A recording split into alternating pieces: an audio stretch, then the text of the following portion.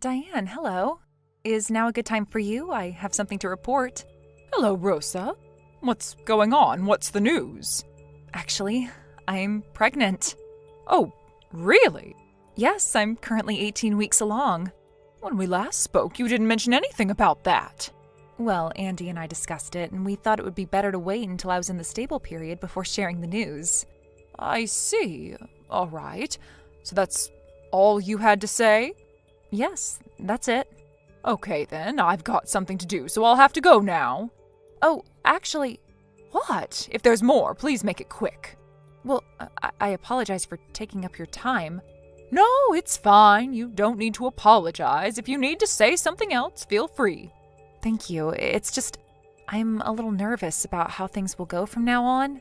Andy and I are really excited, but there's still so much to think about. It's a big change.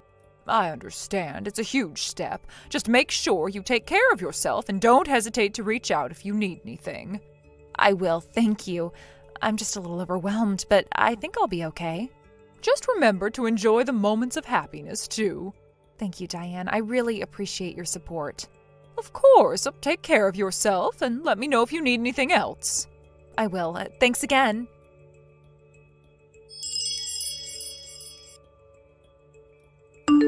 Andy, I told your mom about the pregnancy. Oh, really? What did she say? Well, that's the thing. What do you mean? What happened? How should I say it? It was more like her reaction was a bit flat, you know? The message didn't seem to convey much excitement or joy. It didn't really seem like she was happy about it. Really? Well, as you know, your mom has always been a bit distant with me, so I kind of expected that. But even accounting for that, her response didn't seem particularly joyful. There wasn't a single word that really conveyed excitement or happiness. Maybe I'm just overthinking it. I see. You know, for Dad and Mom, this is their first grandchild, and they seem to be looking forward to the birth of the baby, so I thought they'd be over the moon about it. I really thought they'd be thrilled. If I'd known it would turn out like this, I should have told them myself. I'm sorry, I should have handled it better. Hey, it's not your fault. Don't apologize. We've only talked through a message so far, and maybe it's just my perception of it. It could be nothing. Still, I'll reach out to Mom myself to check in. You just focus on taking care of yourself and the baby. Thanks, Andy. I really appreciate that. No problem. You're the one carrying the baby, so your health is the most important thing right now. I'll handle this side of things. Just take care of yourself and the little one. I will. Thank you.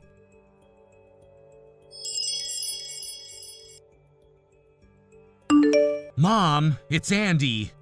Oh, what's going on? Didn't you get a message from Rosa a little while ago? Oh, the pregnancy announcement? Yeah, about that. I'm just gonna get straight to the point. What is it? Are you by any chance upset that the news was a little late? Huh? I mean, how should I say this? I saw that chat history between you and Rosa, and honestly, I got the feeling you weren't too thrilled about the whole thing. Oh, well, yeah. It's true that pregnancy is usually a joyous occasion, but this time it's a bit complicated. What do you mean by complicated?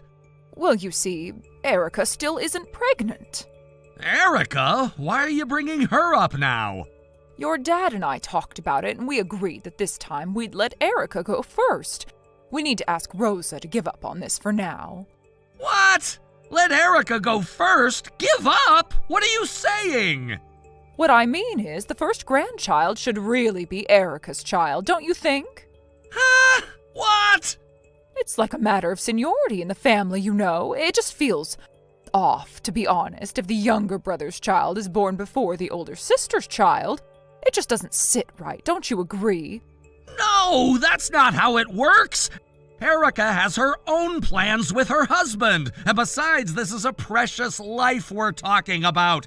You're telling me to just let it go? Do you even understand what that means? Rosa's still young, she'll be fine.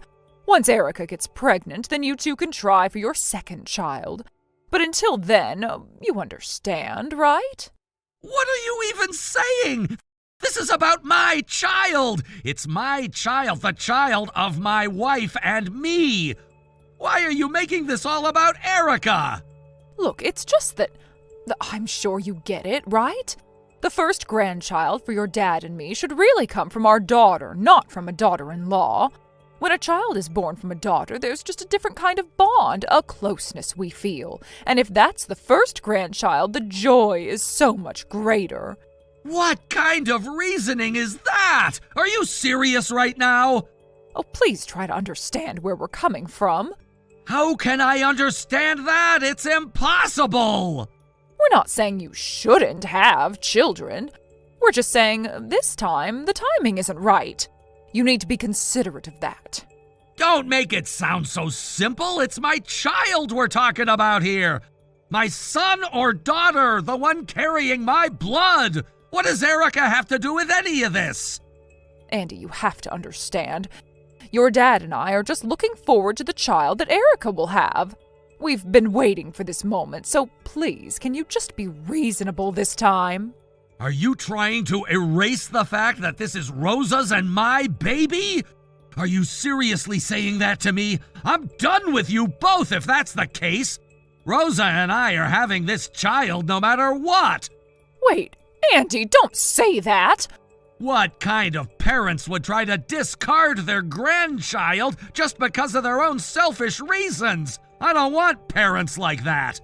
Hold on, Andy, please, just listen to me for a second. No, I'm done listening. I've made up my mind. No one is going to stop us from having this child. Not you, not anyone. Andy, please think about this. Your dad and I have always thought about the family, about what's best for everyone. But you're being so stubborn right now. Can't you see that we're just asking for a little patience? Patience? What's there to wait for? I'm already waiting to become a father, and I'm telling you right now, no one is going to take that away from me. You can talk all you want about timing, but this is a life we're talking about. My child's life. I'm not saying you shouldn't have this child, Andy. We just wanted things to go a little differently. We wanted the first grandchild to be Erica's, that's all. You keep saying that, but it doesn't change anything. I'm not asking for your permission, and I'm not going to let you dictate this. But Andy, think of your dad. This is a huge decision, and it's not just about you and Rosa. It's about the whole family. This isn't about the whole family. It's about me and Rosa. It's about our future and our child, and you're asking me to put that aside just for some idea of tradition? I won't do it. Not now, not ever! I never thought you'd react like this.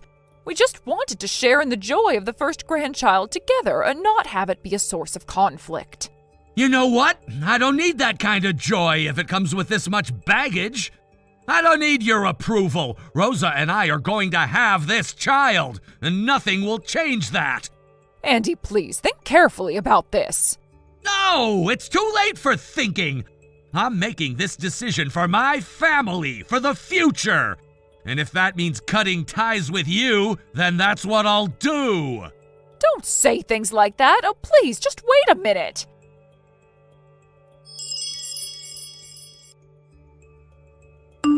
Andy, it's your mom.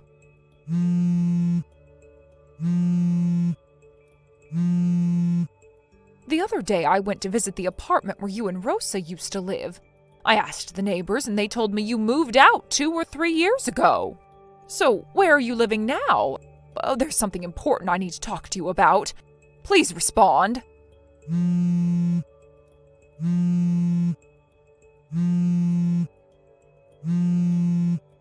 What now? Andy? Yeah, it's me, but what's the point now? Well, I got a new phone and I wanted to reach out to you. Huh? You're calling me for that? Yes, because there's something important I need to discuss with you. Please, just listen. What is it? Actually, Erica found out 2 years ago that she had a condition that made it impossible for her to have children. I didn't know until recently. When I asked about when we'd get our grandchild, she finally told me. So, what now? So, Andy, I'm asking you. The grandchild you're having, could you please give them to Erica to adopt? What? Don't you feel bad for Erica? She's always loved kids and she dreamed of having a big family when she got married. But in the end, she hasn't been able to have a single child. I know about Erica's condition. You think I didn't know? Oh, you knew, huh? Yeah, I've known. After I cut ties with you, I still kept in touch with Erica. So then you understand her pain, don't you? That child you're having, it'll be the first grandchild, right? You know, the first grandchild you wanted. Why not let it be adopted by Erica? I'm sure she'd be so happy. Hold on. Are you seriously misunderstanding everything here? What do you mean? I didn't get angry because you didn't treat my child as the first grandchild, okay? That's not the problem. Huh? Then what is? Of course I feel hurt that you don't see my child as your first grandchild, but more than that, it's the fact that you treated the life I was about to bring into this world like it didn't even matter. You just brushed it off like it was no big deal. And knowing that my own parents were the ones to do that, it makes me want to lose my mind. Back then, if I had seen you face to face, I don't even know what I might have done. That's why I cut ties with you. To be honest, I still feel that anger, and it hasn't gone away. Oh, Andy, don't be so dramatic about it. Don't tell me not to be dramatic. You're not understanding what I'm saying. You don't care about how I feel or what Rosa and I are going through. You don't even respect my child. And now you're asking me to just hand it over to Erica like they're nothing? Oh, but you must understand Erica's pain. She's always dreamed of having children. You can't even imagine how devastating this has been for her. I know exactly what Erica's feeling. I've seen it firsthand. But you've completely ignored her current feelings. She's come to terms with things. She's accepted her situation. She's at peace with it, and so is her husband. They've already talked it over, and they know they can't have kids of their own. That's their reality now. Well, Andy, you're wrong there. Erica's feelings are much more complicated than you realize. She's still struggling, and I just want to help her. If you could just understand her position. You're missing the point entirely. I'm not just talking about Erica. I'm talking about my own family, my own blood. Do you even hear what I'm saying? I won't just give my child away. Not to anyone, especially not to fix your family's mess. What are you saying, Andy? We just want to help Erica. She's suffering, and I know she's strong, but we don't want her to feel like she's alone in this. You've already made her feel alone. You've completely shut her out. She was my sister, and you made her feel like she didn't even matter. Do you really think that everything will magically get better if I just hand over my baby to her? That somehow makes everything okay? Andy, please, don't be so stubborn. Oh, this could be a way to make things right. Think of it as a way for everyone to heal. Heal? By sacrificing my child to fix your mistakes? That's your idea of healing? You want me to just erase my child's existence to make you feel better about Erica's pain? You think that's going to fix everything? It's not like that, Andy. I just thought you'd understand how important this is to Erica. You know she still dreams of having children. I want her to feel that joy, that fulfillment, that's all. No, you don't get it. Erica is not the only one who matters here. What about me and Rosa? What about our family? Are you really going to ask us to give that up for Erica's sake? It's not about giving up anything. It's about doing what's best for Erica. She has suffered so much. I don't care about your idea of what's best for her. I care about what's best for my child. And what's best for my child is for them to be raised by their own parents, by Rosa and me. That's the only family that matters. You're being unreasonable, Andy. Just think about it for a moment. No, I don't need to think about it. I've already made my decision. You're not going to change my mind. Please, Andy, just talk to Erica. She's been wanting to hear from you. Don't tell me to talk to Erica. I've already been talking with her because she's here with me right now. She's what? So that means she knows where you are living right now? That's right. And right now she wants to have a word with you. Erica does?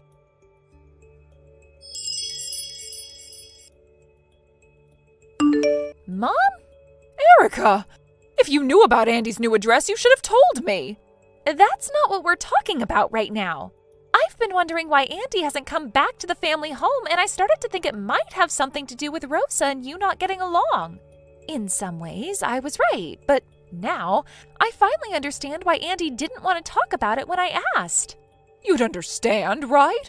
After all, it makes sense that the first grandchild should come from the eldest child. Having a grandchild from your own daughter is just so much more meaningful. But Andy, well, he's a man, so he just doesn't get it. Don't assume anything. You can't seriously be telling me you were upset because Rosa got pregnant first. And to make matters worse, you're saying something as horrible as give up on a life as precious as this? Not only that, now you're suggesting giving the child up for adoption, tearing apart a parent and child for the sake of your own beliefs about what's right. Well, I only suggested that because I was thinking about you. What? What do you mean, thinking about me? Don't act like you're doing this for me. You've completely ignored what's right for my family and for my child. No, I just thought, since you haven't been able to have children and Andy and Rosa are having one, maybe this could be a way to help. You know, you could have the joy of raising a child. That's all I wanted, to help you. Stop. It's none of your business. I'm not a child, and neither is Andy. I know my own life. You're trying to use us to make yourself feel better, but it's wrong. What you're asking us to do is unforgivable. Well, I know there's someone close to my husband's relatives who's in a situation where they can't raise their child, so we've been working on adopting them. It's a bit of a different situation, but I think you'll understand. So what? Are you saying you'd be okay adopting Andy's child too, just like that? Well, if there's a reason Andy can't raise the child, I'd consider it. But honestly, both Andy and Rosa have become wonderful parents. Their child loves them so much, and I just don't see why they would have to be separated. And yet, you're still so willing to tear apart our family. You're completely ignoring the bond we have with our child. You can't just give away a child for your own peace of mind. You're not seeing the bigger picture. It's about bloodlines. If we're being honest, the child isn't really related to us. How can we call them our grandchild? What did you just say? Well, it's the truth. They're not really related to us by blood, so how could we consider them family in the way we should? Are you really my parents? Are you really the people who raised me? What's wrong with that? This is how things should be. We can't just throw away traditions. You used to be different. You were never like this before. You didn't think this way, so why are you suddenly talking about tearing families apart over something as shallow as bloodlines? Erica, listen, I've been thinking. Maybe this is the only way to make everything work. I'm not trying to hurt you. I just want what's best for everyone. No, I'm not buying into this. Andy feels the same way, and I'm with him. I've made up my mind. I am cutting ties with you. What? What are you talking about? You're not going to change my mind. I am not going to let you tear apart my family any longer. The four of us, Andy, Rosa, the child, and I, we've decided to all cut ties with you. We're changing our phone numbers, and you won't get them. Erica, please don't do this. I just want what's best for everyone. Why can't you see that? Because what's best for everyone isn't what you think it is. You've lost sight of what really matters, and I won't stand for it anymore. Well then, I guess we'll have to do this the hard way. You don't want to listen to reason, but I'm not going to give up. And I'll just suggest you move in with us, you, Andy, Rosa, and the child. That way we can all live under one roof and you won't have to worry about anything. What? You think that will solve everything? That suddenly we can just fix all of this by living together? No, this isn't a fairy tale, Mom. You can't force things like this. I'm doing this because I want you to be happy. I want you to experience the joy of being a mother, and I am willing to do whatever it takes. This isn't about me. This is about you trying to control everything. I'm done. Erica, please, just talk to me. I don't want to lose you. Then stop trying to control my life. Stop trying to tear my family apart. Goodbye.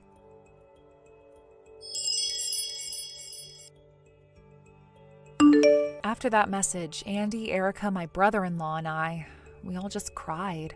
There was nothing else we could do but let the tears flow. The weight of everything, the shock, the disbelief, it all came crashing down at once.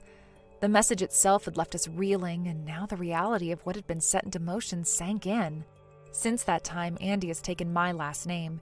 He made the decision to officially adopt it, and we've been discussing the possibility of him eventually formalizing the adoption with my parents as well. We've been moving forward together, and while it was initially just a decision made out of necessity, it became a part of our commitment to one another. The name change felt like more than just paperwork. It felt like a new chapter in our life, one where we're redefining our relationship with each other and our families. It's a small but significant gesture that makes us feel closer, more bound to each other than we ever have been before. As for Erica, after discussing it with her husband, they decided that they needed to act quickly. With her address already compromised, they packed up their things and hurriedly moved out of their current home.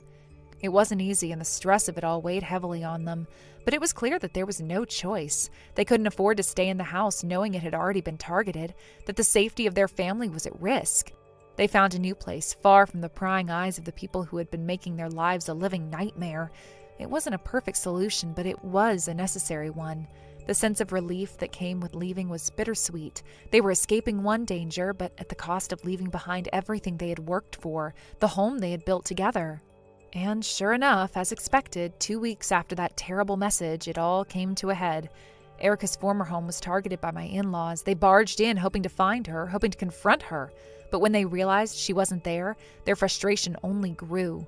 With no hesitation, they turned their attention to the next places they thought they might find her, the homes of my brother-in-law and my own family. They showed up unannounced, demanding to know where Erica had gone and why she was hiding. It was as if they had believed that they had the right to track her down, to control her every move. However, both my brother-in-law's family and my own knew the truth. We had all been fully aware of the situation by that point, and while we had tried to remain calm and reasonable, the actions of my in-laws had pushed us to the edge. When they arrived at our homes demanding answers, the reception they received was far from welcoming.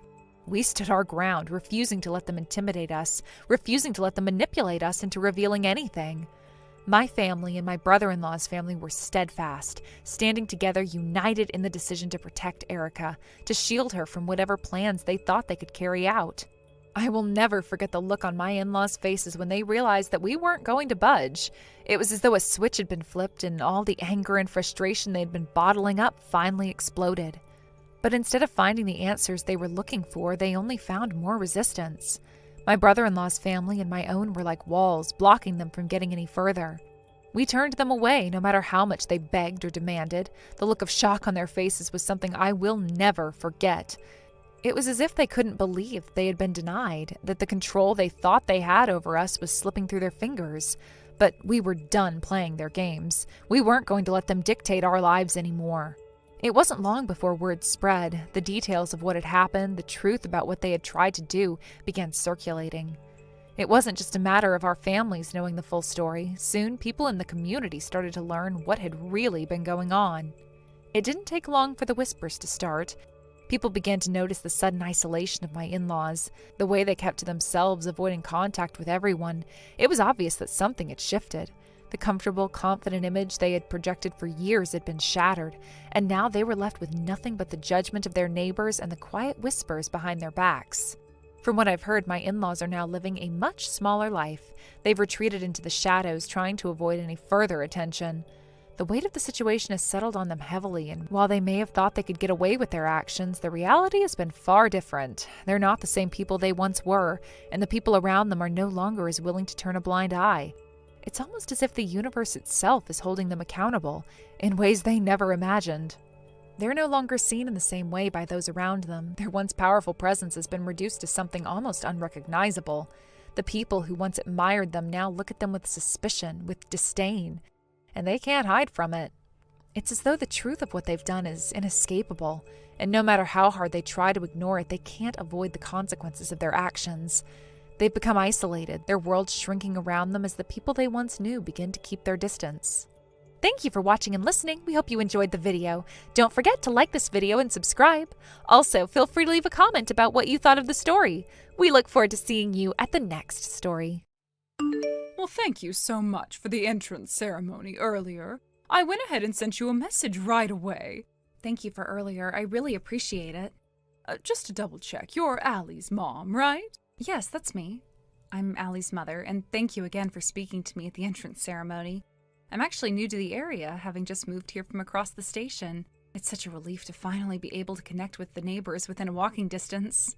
Oh, you just moved? Oh, that must be a big change. How's everything going with the unpacking? Yes, for the most part. I'm still tackling the smaller details, but I'm taking it slow. I don't want to rush through everything. Well, that sounds good. Let me know if you need anything. I can recommend a few local places or help out with anything. It's always easier when you have a good neighbor to rely on. I'll definitely keep that in mind, thank you. By the way, have you made any mom business cards yet? Mom business cards? Yes, you know, the cards we use to exchange information with other moms. It's a thing around here. Oh, I've heard of them, but I'm not really sure what they are. It's a good way to keep in touch with everyone. I made some when my daughter was in kindergarten, and it really helped. We would swap cards and keep in contact for playdates or school events. I see. I'll have to look into it. I'm still getting used to the idea of having cards for mom stuff. When I think of business cards, I think of work. Well, it's a bit of a local custom. I'm sure it'll make things easier when you get to know the other moms here. Oh, I see. So you think it's pretty common around here? Well, definitely. Most people here do it, especially if you're new to the area. It's like a little shortcut to making connections. I see. So, are you working outside the home? Yes, I'm working. Oh, so you're a working mom then? Yes, that's right. Well, that must be a bit tough balancing everything. I've heard it's not easy. It had its challenges, but it's what I want to do. I enjoy my job. But I'm guessing it's because your husband doesn't make enough to cover everything, right? I know it can be tough with just one income. My husband makes good money, so I don't have to worry about working. I can focus on the kids and other things. I understand. It's good that things are working out for you. Yeah, it really helps. I'm lucky to have a husband who does well at work. His income is actually listed on my mom card, along with his position at the company. I'll give you one next time we meet.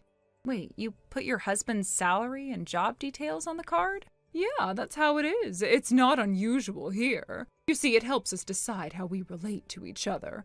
You know, we get a better sense of who people are and what they're about. I see. That's an interesting approach. It's just the way things are done, and it helps smooth things over. Right, I see now. Thank you for explaining. Oh, no problem. Oh, I've just remembered. I've got a dinner appointment in a bit. Oh, I have to run out too. I need to pick up dinner ingredients. What are you making? Well, since it's a celebration for Allie starting kindergarten, we're having her favorite, hamburgers. Oh, that sounds great. It's nice to make a special meal for your kids. Yes, it's a simple but meaningful celebration. Well, my family's going all out tonight. We're having a French dinner at a fancy restaurant. Oh, that sounds lovely. It must be nice to have such a luxurious dinner. It's a treat for sure. Anyway, I should get ready for it. Yes, I should start getting dinner together too. It was nice talking to you. We should stay in touch. Definitely. Take care.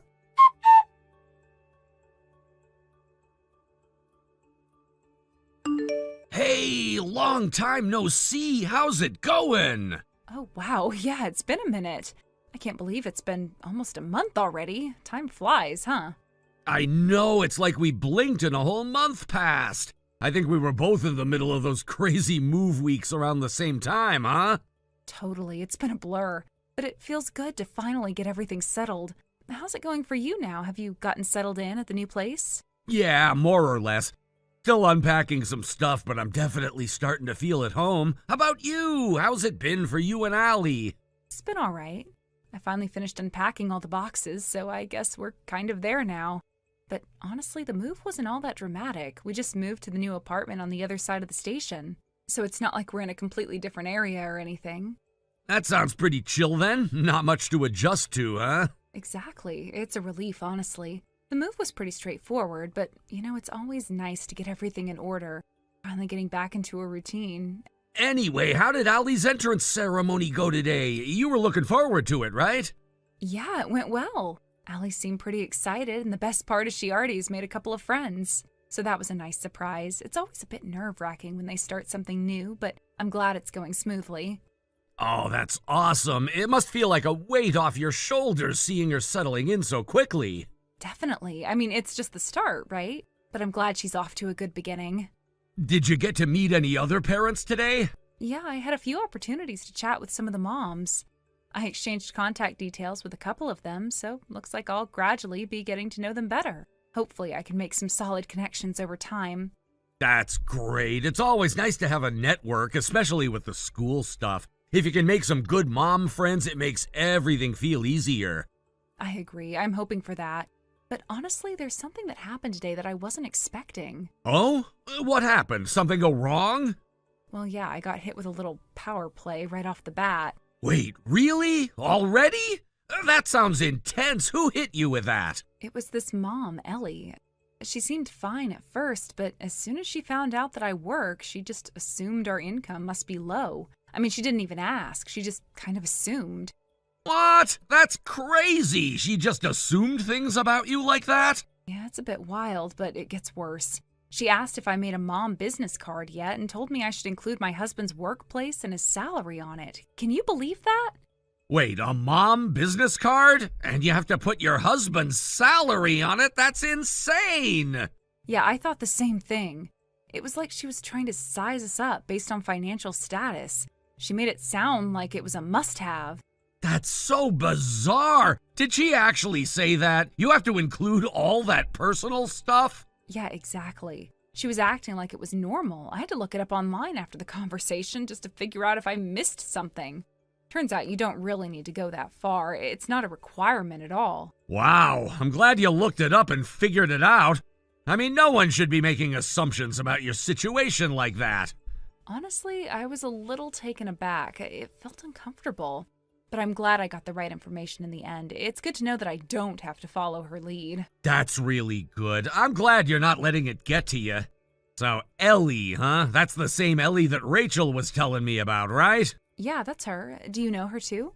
Oh, yeah. Rachel mentioned her a while ago. She's been dealing with Ellie's mom power trips for a while now. Rachel's actually really relieved to be away from her, especially after the move. She says she feels like she's finally free from all that pressure. Oh, I didn't know Rachel had been going through the same thing. Well, it makes me feel a little better knowing I'm not the only one Ellie's targeted. Yeah, Rachel's been putting up with Ellie's stuff for ages. But now, after the move, she's in a much better place. She's been telling everyone how much more relaxed she feels. That's good to hear. I'll have to talk to Rachel about it more, but honestly, it's a relief to know that I'm not alone in this. Definitely. And hey, you and Martin are probably the best equipped people to handle Ellie's kind of behavior. I mean, you guys have got everything together, right? Well, I don't know about all that, but it's definitely nice to have the backup.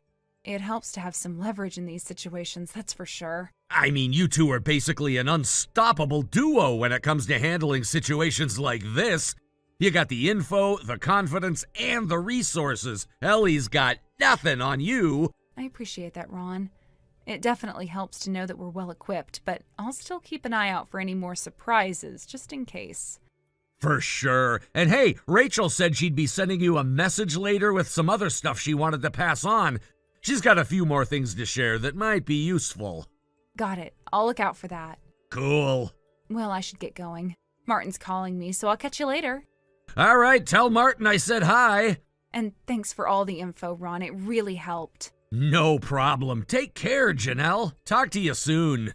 You too. Bye.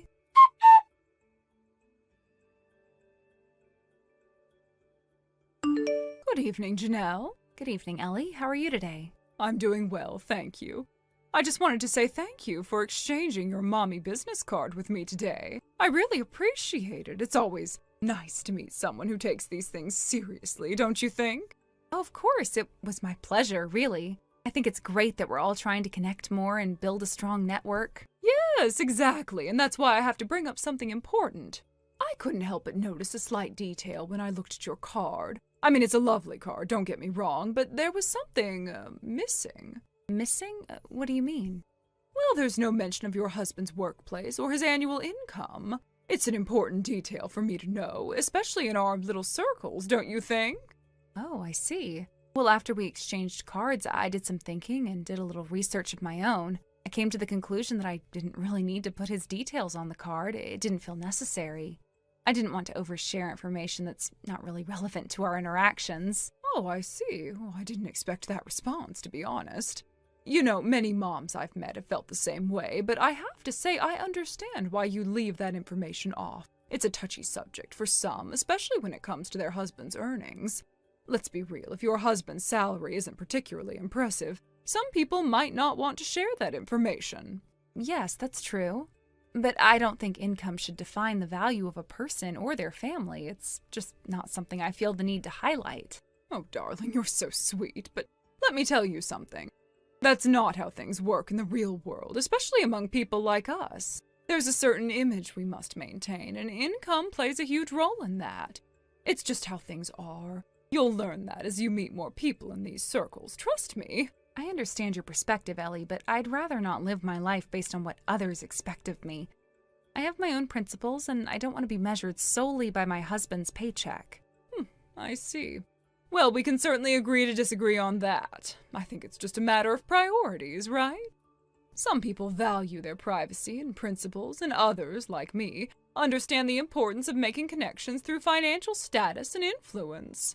But enough of that, I'm sure we can still get along, even if our views don't entirely align. So I've been thinking, we should get together for an event, just the moms, a little tea party, maybe?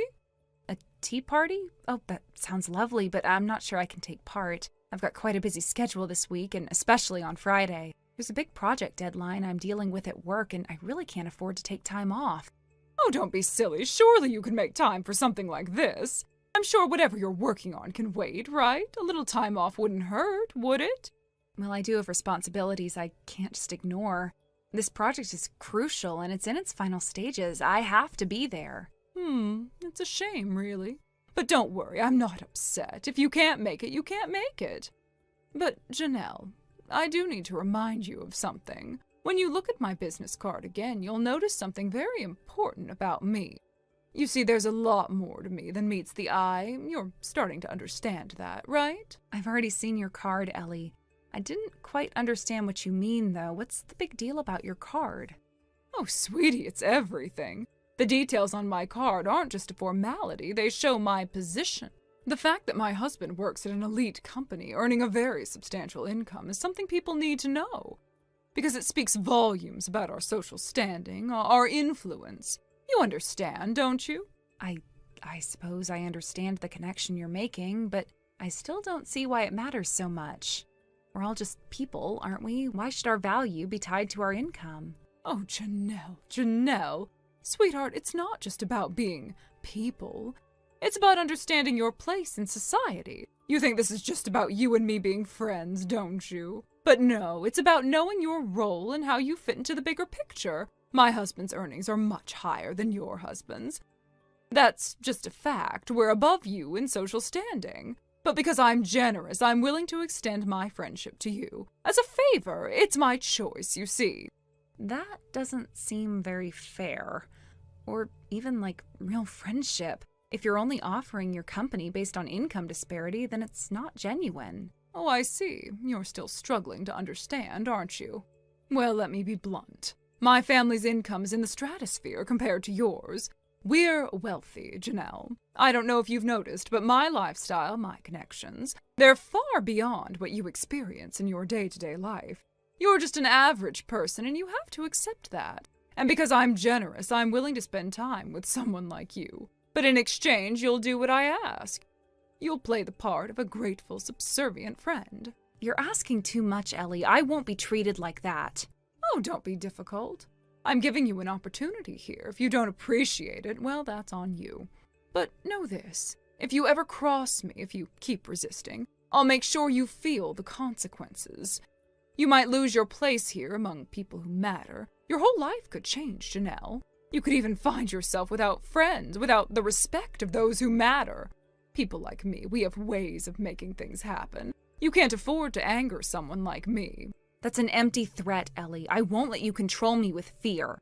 Is that so? Let's see how long that defiance lasts. You think you can just stand up to me without any consequences? People in our circle know how to make things uncomfortable. But let's not talk about that just yet. You've got a lot to think about. I've already made up my mind, but before we go any further, I have a question. You mentioned your husband works for a certain company, and I've seen the name on your card, but I need to confirm something. What is it? Spit it out. The company your husband works for, it's actually my business partner's company. We've worked with them for years. They're one of my company's biggest clients. What? Are you serious? You're telling me that company? No. That can't be right. How could you possibly have a connection to them? Yes, it's true. I didn't know your husband worked there, though. I guess this changes things a bit, doesn't it? Wait a minute. This is unexpected. You've got connections there too? But I've been the one flaunting this. You haven't been holding out on me, have you? No, I wasn't hiding anything. I just never thought it mattered, Ellie. But now I see that things aren't as simple as I thought. We both have ties to the same people, and it seems that now things might be a bit more, equal between us. Oh, wait, I suppose I haven't properly introduced myself either. I'm a freelance web designer. Huh? You're not just a part-timer? Don't tell me you're scraping by with a tiny paycheck. Well, I make a decent living, thank you.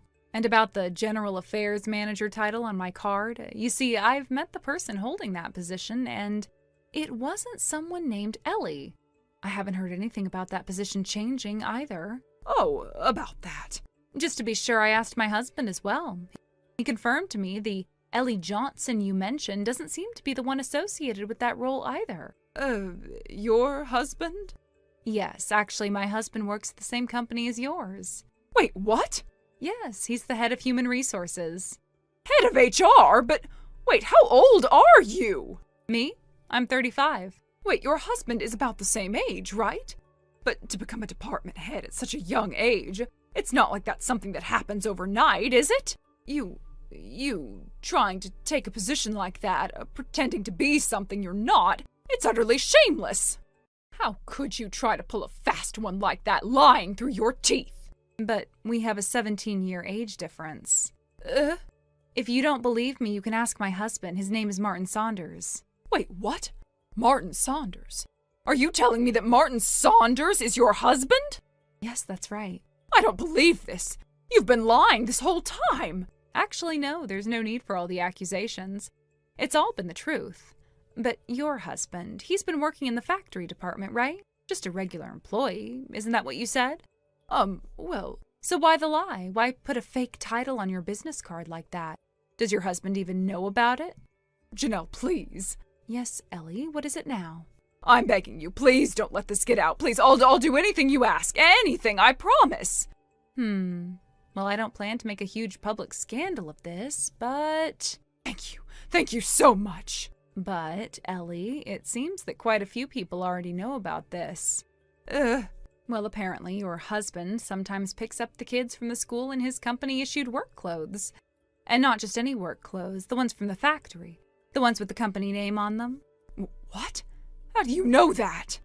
I haven't even done the school run for a while. Oh, Rachel told me. Rachel? You know Rachel, right? The one who moved here after her husband's transfer. She's Amber's mom.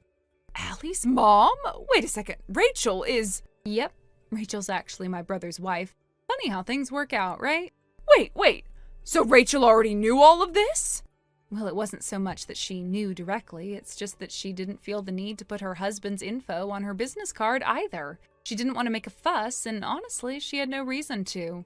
You see, Rachel's situation is different. Her husband isn't wealthy either, but it was never an issue. So you're saying this whole time, everyone has just been pretending they didn't notice? Oh, not really.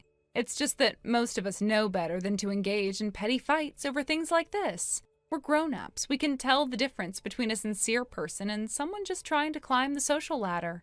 Rachel and the others saw right through it, and they just let it go. They didn't engage with the deception. But, Ellie, here's the thing. If your husband is working in the factory department and you're handing out cards with made-up titles, I'm afraid you'll have to deal with the consequences. You can't go around lying about your social status and think that nothing will happen. I don't know what to do anymore. This whole thing is just spiraling out of control. Well, let me tell you something important. Your idea that not putting your husband's information on your business card means his salary is something to be ashamed of needs to go out the window right now. You can't lie about these things, Ellie. That's the real embarrassment. Lying about something like this, that's the real shame. I don't know how to fix this now. Well, it's simple. You stop the lies. No more pretending. And if you want to keep your dignity, you need to face the truth. Otherwise, you'll just end up hurting yourself and everyone around you. The truth always comes out, Ellie, and it's better if it comes from you before someone else decides to expose it. I just wanted to fit in, Janelle. I wanted to feel like I belonged in these circles, but now everything is falling apart. Oh, I know. I know exactly how you feel. You thought if you presented the right image, people would accept you, wouldn't question you, maybe even admire you. The world is full of people like you, Ellie, who want to be seen a certain way. But here's the thing, you can't fool people forever. Sooner or later, they'll see through it.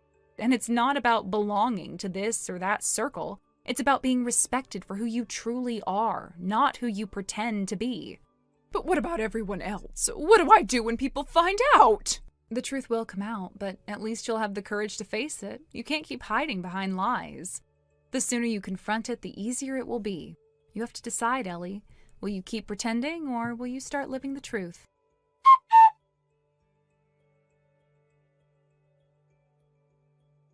Ellie's husband apparently didn't know about the mom business card situation. When he found out, he was absolutely stunned. He couldn't believe it. It turned his world upside down.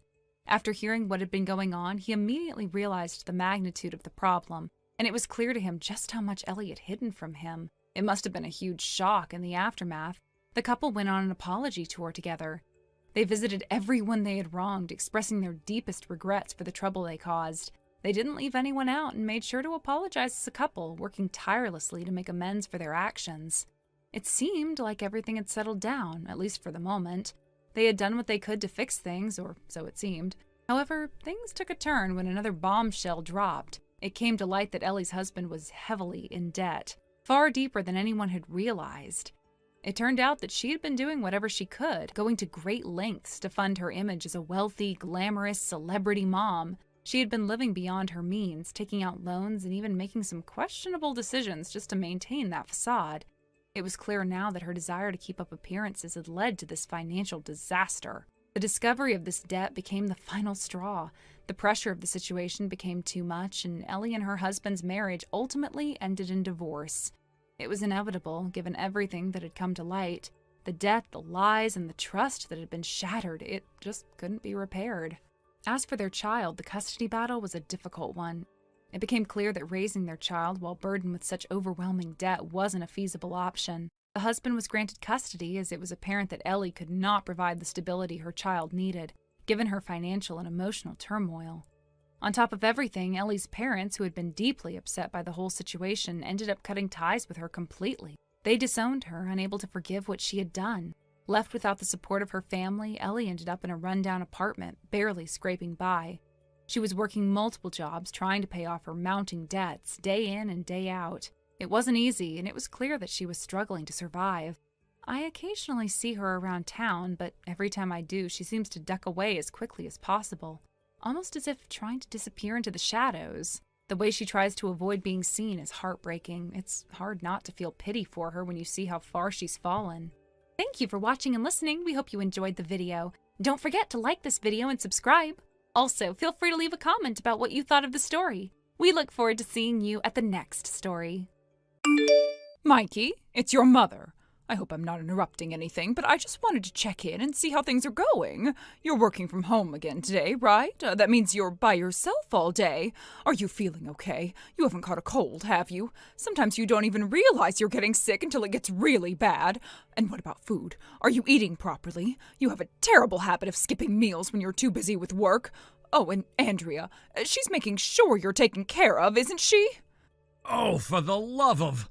Mom, can you please stop bombarding me with these overprotective messages? I was in the middle of a really productive work session. I was focused. I was actually making good progress. And now my focus is completely shattered because I had to stop and deal with this. Mikey, that's not a very nice way to talk to your mother. I'm just looking out for you. Looking out for me? Mom, this isn't just looking out. This is you hovering, micromanaging, obsessing over every little thing as if I'm a kid who can't take care of himself. That's not true. I'm just making sure your lifestyle isn't falling apart. I know how you get. You get so caught up in work that everything else gets neglected. If I don't check in, who will? It's not like I can just stop by and see for myself, so I have to rely on Andrea. Mom, how many times do I have to tell you, stop putting this kind of pressure on Andrea? She's my wife, not my caretaker. Oh, don't say such cold things. Do you have any idea how sad that makes me? Even if it makes you sad, it frustrates me. It's exhausting having the same conversation over and over again. And can we address something else, like the fact that you keep calling me Mikey? What's wrong with that? What's wrong with that, Mom? I'm 34 years old. You can just call me Mike. I don't know. To me, you'll always be Mikey. Parents don't just stop seeing their children as their babies, you know. No matter how old you get, you're still my little boy.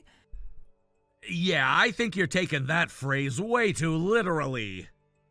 Anyway, where's Andrea? I messaged her a little while ago, but she hasn't responded. She's at work.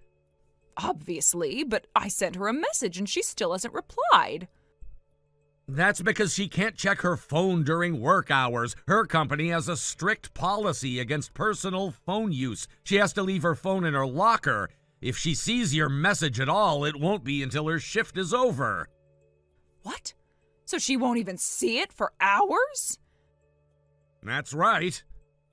That means she's not properly taking care of you, is she? What?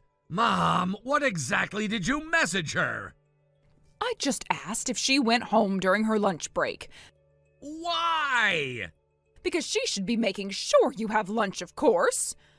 Mom, I can make my own lunch. So she didn't come home, did she? Obviously not. She only gets an hour for lunch. Even if she wanted to, there's no way she could make a round trip, cook, and still get back to work in time. Oh my goodness, Andrea works that far away? It's not that far. It's just too far for a round trip during a 1-hour break. No. If she's too far away to come home and take care of you, then that's too far. Mom, I know people who commute 2 hours one way. Compared to that, Andrea's job is close. That's completely different. If she weren't responsible for looking after you, then I wouldn't care. But she is. She's your wife. She should be there to take care of you when you need her. We need to do something about this. She should quit that job and find something closer. Mom! No, listen to me, Mikey. A job is a job. There are plenty of jobs out there. She can find one that's within a reasonable distance. And by reasonable distance, you mean? Oh, I don't know. 3 minutes away by bicycle should be the absolute limit. That's insane. We live in a suburban residential area. There aren't even that many workplaces that close by. Then you should move somewhere that makes more sense. No! Andrea likes her job. She enjoys the work, she's good at it, and she's happy there. I'm not gonna ask her to leave just because you think she should be hovering over me all day. Mikey, I can't believe you're okay with this. Okay with what? You've only been married for 3 months and you're already letting Andrea carry such a heavy burden. What? I thought marriage was about a husband taking care of his wife, providing for her, making sure she doesn't have stress. Instead, you've put her in a position where she has to work so hard, commuting so far, and still coming home to take care of you. Mom, stop. If only I didn't live so far away. If it weren't for this 4-hour distance, I would come take care of you every single day.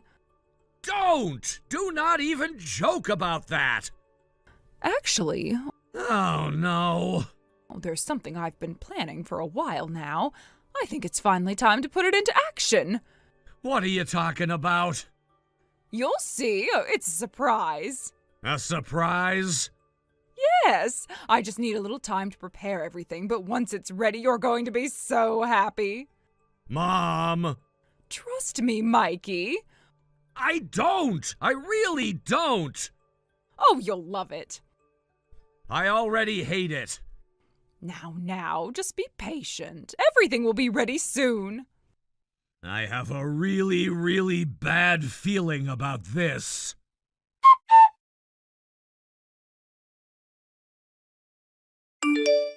Andrea? Hey, just a heads up. Pretty sure my mom sent you another one of her clingy, overbearing messages. As always, feel free to ignore it. Hey, you. Yeah, I figured. My phone buzzed a couple of times while I was packing up, and I had a feeling it was her. You okay, though? She didn't completely throw you off your day? Let's just say my patience is wearing thin. Oh, no. She hit me with the Mikey barrage again. Mikey! I swear to God, Andrea. I'm sorry, I couldn't resist. But seriously, I don't know how you deal with this daily. Your mom's got persistence, I'll give her that. Oh, believe me, if persistence were an Olympic sport, she'd have taken home gold years ago. No kidding. Though, to be fair, I do get why she's like this. Your parents' divorce hit her hard. Living alone must be rough for her. Yeah, I get that, I do, but here's what gets me. The whole reason my dad wanted the divorce in the first place was because she was way too obsessed with me. That's literally why they split. And 2 years later, she still doesn't get it. That part is wild to me. Like, I understand feeling lonely. I understand struggling to adjust, but you'd think she'd have some level of self-awareness. Nope, none. Not even a little. That's honestly kind of terrifying. Right? At least your dad understood what was going on. That's the one silver lining in all of this. Yeah, thank God for that. If nothing else, I'm glad at least one of my parents realized how unhealthy this was. Honestly, if Dad hadn't dropped the divorce bombshell when he did, I might have never worked up the courage to move out. And if I hadn't moved out, I wouldn't have met you. Aw. I mean it. If I'd still been stuck in that house with just my mom, I don't even want to imagine what that would have been like. Just thinking about it makes my skin crawl. Well, you're not stuck there anymore, and you'll never be in that position again. Yeah. Except, she still finds ways to make my life miserable from a distance. If only you could just block her number and be done with it. God, I wish, but you know what would happen. The moment she realizes I'm not responding, she'll be on the next train over. Yeah, that's a horrifying thought. Yeah, and it's exactly why I regret giving her our address. But you had to, right? That was part of the deal when you moved out? Yeah, at the time I was so desperate to get out I would have agreed to anything. But now, every time she calls, every time she texts, every time I hear that notification chime and feel my stomach drop, I regret it. I regret it so much. And it's affecting your work, too. Last week she was blowing up your phone even though you were literally in the middle of a deadline. Exactly! That's what pisses me off the most! I work from home, staying focused is everything for me. And yet here she is, treating me like I'm just sitting around waiting for her to check in on me like I'm still some kid. She has zero boundaries. I don't know how you deal with it. I don't, Andrea. I don't deal with it. I just survive it. That's not okay. I know it's not okay. That's why I need to figure something out before I completely lose my mind. I love her. She's my mom, but I cannot keep living like this. I hear you, and I really, really wish there was more I could do to help. You are helping. You're literally the only thing keeping me sane through all of this. Well then, I think you're going to love what I have to tell you next. Oh? Go on, I'm listening. So, remember how I asked my friend, the one in real estate, to keep an eye out for places that match what we're looking for? Yeah? Well, she just got back to me. She found a place. No way! Yep. Like our kind of place? Exactly. Good location, great layout, and best of all, it has amazing soundproofing. Which means your dream of having a proper distraction-free home office, it's finally happening. Oh my God, this is actually happening? It is. And get this, we can go and see it as early as tomorrow. Tomorrow? Yes! We're going, no question! I knew you'd say that. I'll let my friend know we're in. Andrea, you're the best! Like, the best. I could kiss you right now. Hold that thought until I actually get home. Deal. God, this is perfect timing. Our lease renewal is coming up soon, and I was dreading the idea of signing on for another year here. Right? Same. This is our chance to make a fresh start. No more worrying about paper-thin walls, no more distractions while you're working, hopefully. A bit more distance from your mom's radar. Please, I need this. Then let's do it. As soon as we check out the place and confirm everything, we'll start prepping for the move. It's gonna be a lot of work, but we've got this. Yeah, we do got this. Let's make this happen.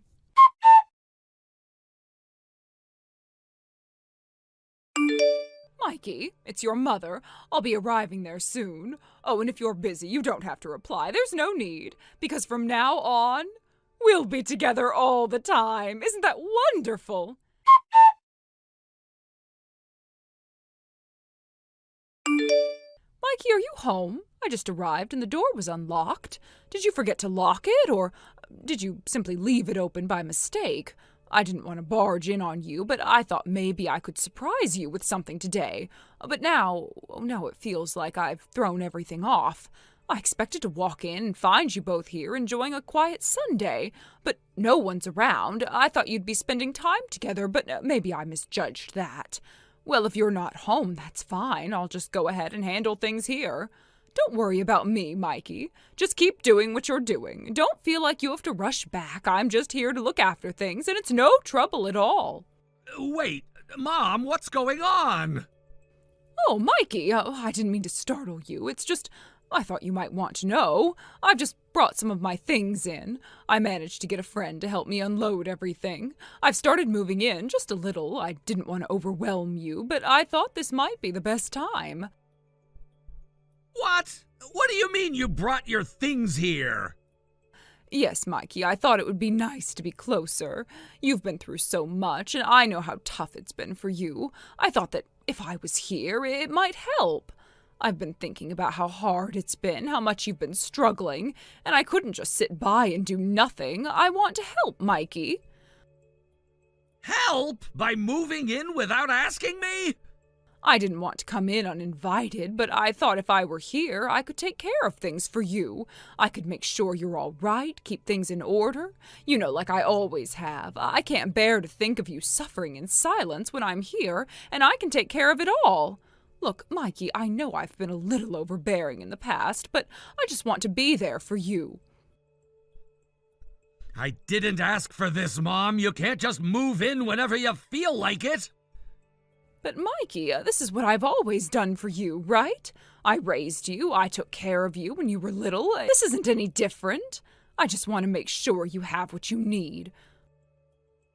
This isn't the same thing. You can't just barge into my life like this.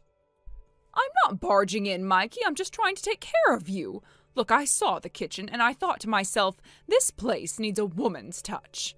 You know, things could be a little cleaner, a little more organized. And the fridge, it was almost empty, just beer and snacks. You're not eating properly, are you? What does that even matter? Mikey, you don't understand. I can't stand the thought of you not taking care of yourself. I know how much stress you're under. I've seen it, and you've been so distracted, so busy that you're forgetting basic things. This isn't like you, Mikey. You've always been so responsible. But now I see this place, and I can't help but think that Andrea isn't keeping up. What are you saying about Andrea? Look at this place. It's not what I expected. It's a little messy. Maybe she's just not cut out for keeping things together. I'm sorry, Mikey, but that's what it looks like. I know she's been trying, but sometimes trying isn't enough, is it? Are you seriously saying this? You're criticizing Andrea now?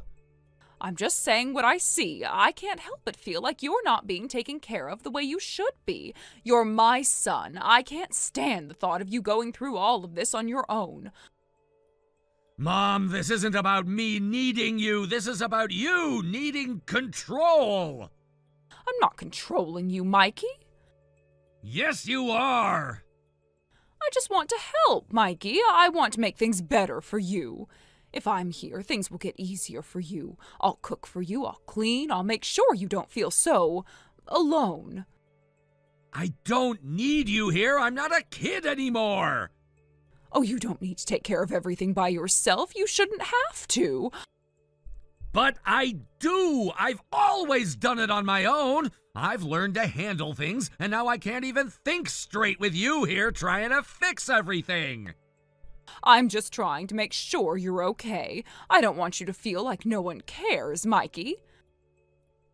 I'm fine. I've always been fine. I don't need you to take over. I'm not taking over, Mikey. I'm here because I care about you. I'm here because I love you. I know how hard it's been. You don't get it. You're not listening to me. Mikey, I just want to be there for you. I want to take some of the burden off you. You don't need to do it all by yourself. You're not helping. You're making it worse. You can't just keep doing everything, Mikey. I want to help. Let me help you. Mom, this is wrong. You can't just walk into my life like this. I didn't ask for this, and I don't want it. I thought maybe if we lived together again, things would feel more like they used to.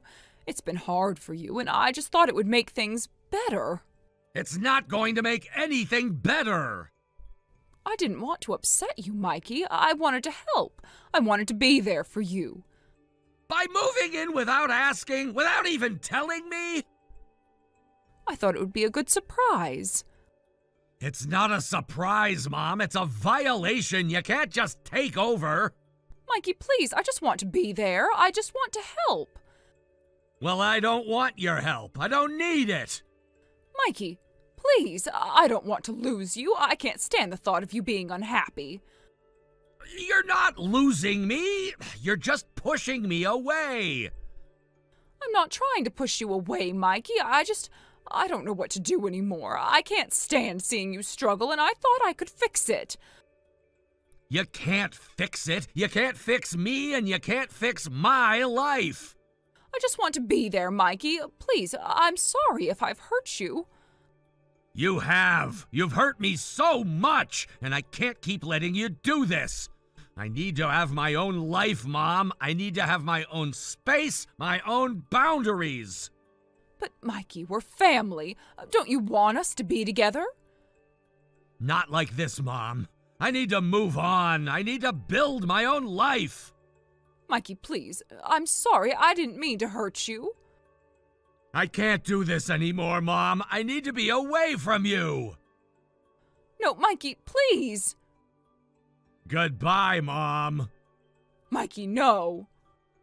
I can't keep doing this. I can't keep pretending that everything's okay when you keep overstepping. Mikey, please, I love you. Don't leave me. It's over, Mom. I can't take it anymore. Goodbye. Mikey?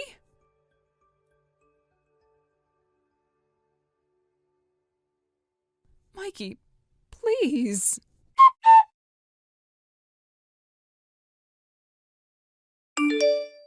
I left the matter to the landlord to handle. At first, I couldn't shake the fear that this could spiral out of control. I prepared myself for the worst-case scenario, one where the situation would end up involving the police, a point of no return.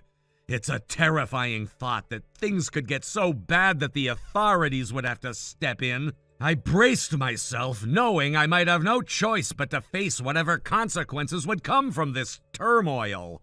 But when the time came, when I wasn't there to intervene, it seems my mother realized, perhaps for the first time, the gravity of the situation. The tension was building, and she must have seen how quickly things could spiral beyond repair. Maybe it was the sheer weight of it all, of everything that had been left unsaid, unresolved, that pushed her to the point where she knew she had to step back. She must have understood on some level that it would only get worse if she kept trying to manipulate the situation or avoid the truth. So, without any further drama, she did something unexpected. She apologized. It wasn't a perfect apology, of course. It wasn't one that magically fixed everything or erased all the pain. But it was sincere, at least from her side. and that simple act seemed to diffuse the tension that had been building. There was no police involvement, no further escalation. My mother, for the first time in a long while, seemed to be owning up to something. It was a quiet moment of reckoning, but one that allowed the situation to come to a close, at least temporarily. But things didn't end there, not by a long shot. Immediately after that, it seems my mother sought out my uncle, her older brother. It's clear she turned to him for help, hoping that he could smooth things over, help her navigate the mess she had created. I can't say for certain what exactly they discussed, but when my uncle showed me the conversation history, it was hard to ignore the look on his face. His initial reaction was one of disbelief, even disgust. He couldn't believe what had unfolded. It wasn't just that he was upset. It was as though he was physically sickened by what he read. The details were beyond his comprehension. How could it have gone so far? How could things have unraveled this badly? I could see the shock and frustration in his eyes as he processed everything. But over time, after a lot of back and forth, he came to a reluctant understanding. He didn't like it, but he finally saw why I had done what I did, why I had chosen to distance myself. He couldn't change the past, and neither could I. But at least, after all the pain and confusion, there was a level of acceptance that eventually came. The reality, though, is that none of us could change the past. It was done. And what followed was a decision that felt both inevitable and tragic. My mother was going to move into the annex, the small separate living space on our property. The idea was that she could live there on her own, away from the chaos of the main house. It was a temporary solution, though. It wasn't long before we all agreed that the next step would be for her to eventually move into a nursing home. It wasn't something we were happy about, but it was the only option left. After everything that had happened, it didn't seem like she was capable of living independently anymore. But that decision came with a heavy emotional toll. I don't think anyone could have predicted how much it would affect my mother. When she finally understood the extent of what had happened, when she realized how far things had fallen, it was as if a switch flipped inside her. The woman who had once been so full of life, so vibrant and active, suddenly seemed to age in an instant. She seemed to collapse inward emotionally, as if the weight of her choices had finally caught up with her. It's strange, because before all of this, I had never imagined her in this light. She was always so strong, so confident, never one to let things get to her. But now, watching her wither away emotionally, it's hard to reconcile that image of her with the person she's become. I hear that she spends most of her days in the annex now, in the solitude of her own room. It's as if she's become a shell of her former self. I'm told she often sits in the corner of the room staring at a photo of me. Maybe she's looking at it, trying to hold on to some piece of the past, trying to make sense of everything that led to this moment. I don't know what goes on in her mind, but I can't help but think that she's trapped in a cycle of regret. She's there, but not really there. She's physically present, but emotionally distant. It's like she's stuck in a moment of frozen time, unable to move forward, unable to let go of the past. There's a part of me that feels sorry for her, but there's also a part of me that's angry. Angry at how things turned out, angry that we got to this point in the first place. How could it have come to this? Why did it take this much for her to finally realize what she had done, the pain she had caused? I know she's not a bad person. She's my mother, after all. But the choices she made, the way she pushed me away, the way she disregarded everything I tried to build for myself, it all adds up. And I can't help but wonder if this was always the path she was going to take.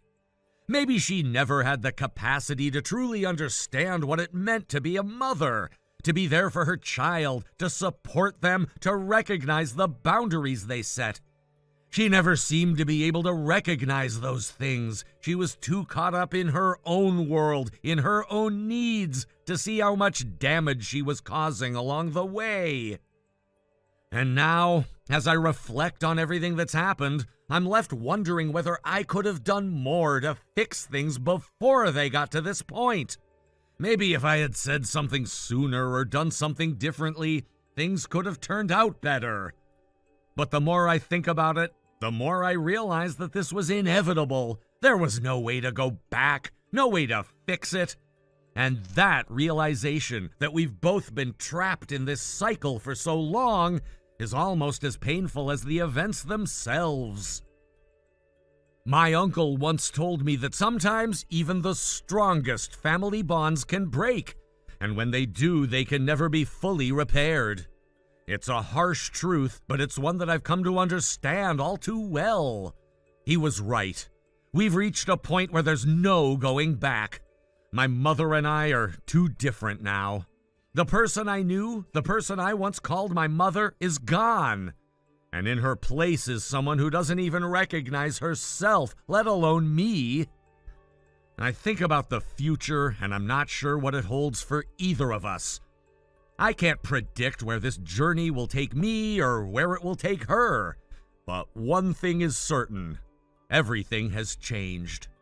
There's no going back to the way things were. The distance between us now is permanent. A chasm that can never be bridged no matter how hard we try. And as much as I wish things had turned out differently, I know that we both have to face the consequences of our actions. The pain, the regret, it's all a part of the process. But in the end, I don't know if there will ever be a way to heal from this. Perhaps time will offer some form of healing, but some wounds, I suspect, run too deep to ever truly mend. Luke, answer me. Hello? Are you seriously ignoring me right now? Hurry up and respond already. Oh, it's you, Celeste. Took you long enough. I've been waiting forever. What, were you just staring at your phone and ignoring me on purpose? No, I wasn't. I'm still at work. This is my break. I told you before, I'm not allowed to use my phone during work hours. Maybe try using a little common sense before throwing a tantrum? Look at you, acting all self-important like you're some big deal or something. You're just a useless brother. Don't act like you're better than me. What do you want? Money. Give me some. What, again? Didn't I just give you your allowance 2 days ago? Yeah, and that's already gone. I bought the bag I wanted, so now I need more. You used up all of it already? Celeste, I give you $500 a month. That's more than enough for a high schooler. How the hell do you burn through that in 2 days? Easily. I saw the bag, I wanted it, I bought it. That's how shopping works, Luke. That's not how budgeting works. You need to be smarter with your money. Oh my God, spare me the lecture. You're seriously trying to act like a responsible adult? That's hilarious. You of all people don't get to talk down to me. I'm not talking down to you. I'm telling you to stop asking me for money like I'm an ATM. You can't just come running to me every time you blow through your allowance. Yeah, I can. That's literally what you're here for. Listen, Luke, you do remember why you're even allowed to live in our house, right? Mom and Dad made it very clear. If you want to stay, you have to contribute. That was the deal. I already pay $1,500 a month just to live there. Do you seriously think I can afford to give you more on top of that? Duh, you've still got, $300-400 left? That's just sitting there, right? So just give it to me. That's my money. I need it for my own expenses. That's not my problem. Just hand it over. Mom and Dad said I should ask you for it anyway. Of course they did. They said that since we're being so generous, letting you stay, the least you could do is be grateful and help out more. So come on, stop being difficult and just give me the money. Generous? You call charging me $1,500 a month to sleep in a room I grew up in generous? I barely even live there. I buy my own food, my own stuff. I take care of myself. You all don't treat me like family. You treat me like a tenant. And now I'm supposed to be grateful? Ugh, there you go again. You always act like we're actually related or something. We are related. Not in any way that matters. Just because we share some DNA doesn't mean you get to pretend to be my brother. Mom and Dad don't see you as family, and neither do I. Right, of course you don't. Honestly, you should be thanking us for even letting you stay. You're lucky we haven't kicked you out already. Know your place, loser. You finished? Whatever. You're so annoying. Yeah, well, you don't have to worry about me being in your way. I've got a night shift tonight, so I won't be coming home. What? And tomorrow I'm staying at a coworker's place. Seriously, you haven't been home in 3 days already. Yeah, and? Fine. Be that way. Hey, don't ignore me. I'm not done talking. Give me the money.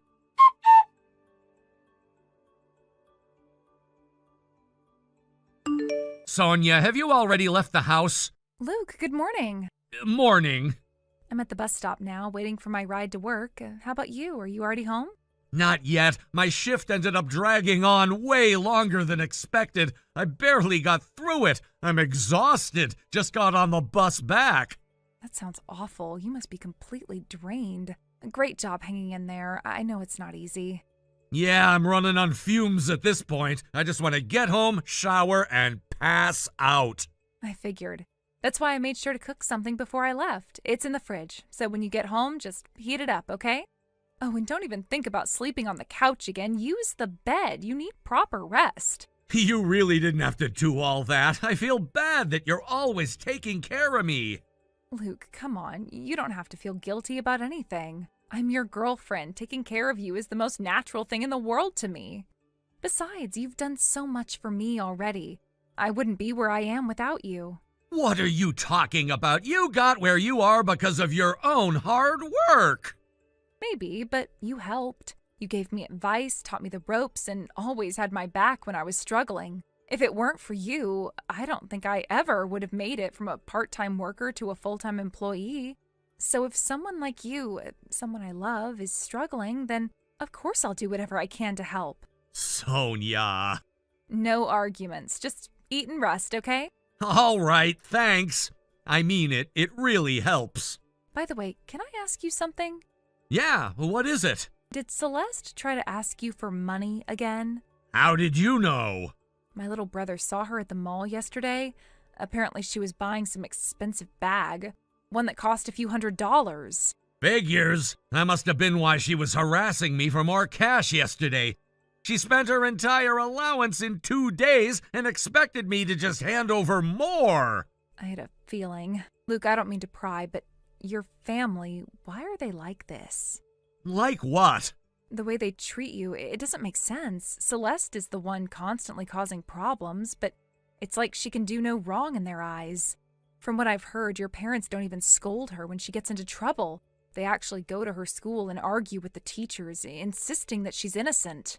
Yeah, it's happened more than once. I've lost count of how many times they've gone in screaming about how their daughter could never be in the wrong. I just don't get it. I know some families are stricter with the oldest child and more lenient with the youngest, but this is something else entirely. Now that I think about it, I've never actually told you the full story, have I? No, you haven't. But if you're not comfortable talking about it, I understand. I won't push you. No, I want you to know. You deserve to know. All right, I'm listening. The truth is, I'm not my mother's biological son. Wait, so she's your stepmother?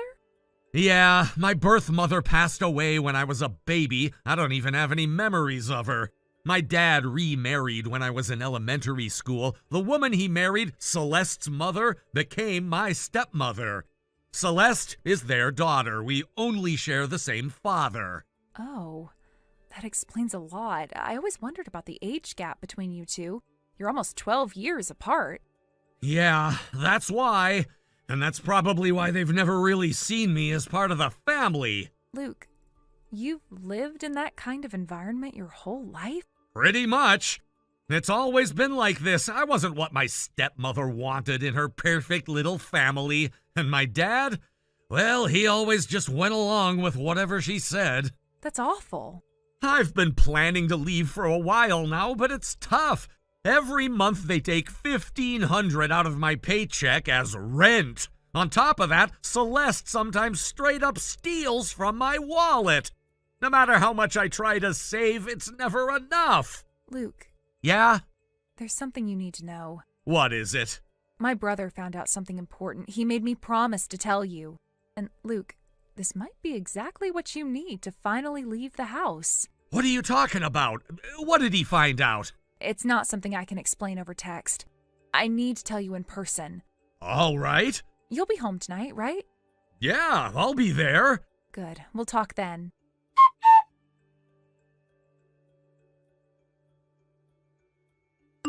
Hey, Trash, give me some money. Celeste? Again? Ugh, what is with that tone? Just shut up and hand it over already. You do realize you just demanded money from me yesterday too, right? Yeah, and you're the one who keeps making me ask over and over again. Why not just make it easy and hand me your wallet? Maybe because I don't enjoy getting robbed? Robbed? Seriously? You should be grateful we even let you stay in the house, you know? You're not even real family. So when I say I need money, just be a good little servant and give it to me. You don't even bother pretending anymore, huh? What's there to pretend? It's just facts. Your whole life belongs to us. You work for Mom, Dad, and me. So if I take a little from you, it's just part of the deal. Celeste, you might want to worry about something else right now. What now? You keep saying weird stuff today. Just give me the money already. Ah, so you really don't know yet. The hell is that supposed to mean? Don't get all smug just because you think you know something. Quit stalling and hand it over. You're beyond saving, you know that? Excuse me? If anyone's beyond saving, it's you.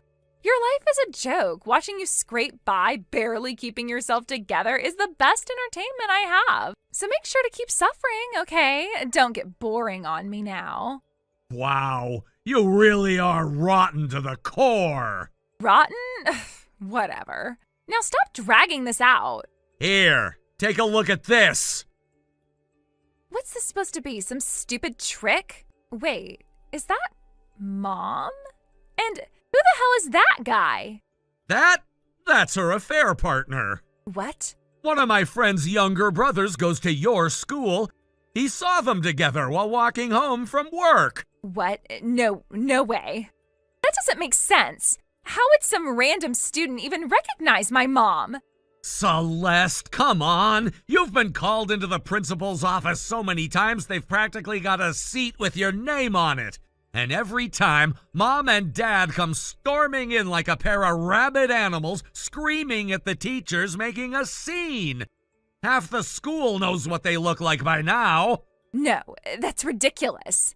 And then there she was, strolling down the street wrapped around some guy's arm, kissing him like they were teenagers sneaking around behind their parents' backs. So yeah, my friend's brother took a picture.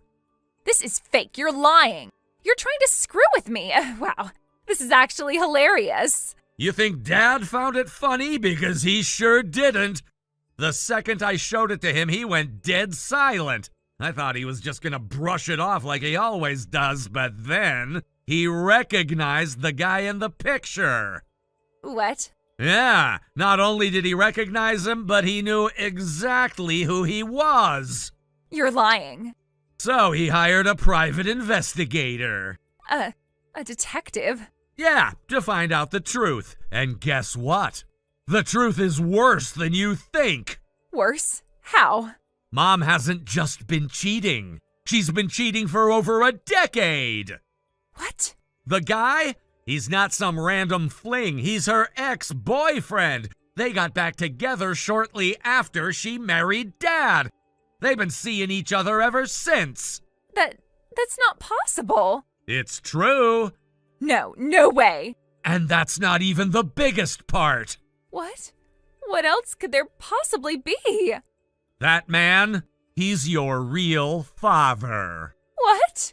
Mom cheated on Dad for years, Celeste. And you're not even his daughter. No, that's a lie. The DNA test says otherwise. DNA test? Dad had one done, quietly, without telling you. No. That's how he confirmed it. It's undeniable. No. He wouldn't do that. That's not real. Believe whatever helps you sleep at night, but the truth doesn't care what you believe. If you still don't believe me, ask Dad yourself. He's the one who told me. But if they get divorced, what happens to me? Not my problem. We're not family, remember? That's what you always said. But we grew up together. And? That never meant anything to you before. Oh, by the way, I'm leaving. What? I finally got everything in order. I don't need to stay in this house anymore. Wait, what? What do you mean you're leaving? Exactly what it sounds like. I don't owe you or your parents anything anymore, so I'm done. No more money, no more free rides, no more me. Wait, no, you can't just... I already moved my stuff out. When? Didn't take long. I never really had that much to begin with. No, wait. What am I supposed to do if you leave? Not my problem. Luke, wait. I didn't mean... No, you meant every word. So congratulations, you finally got what you wanted. Enjoy your new life, Celeste. Goodbye.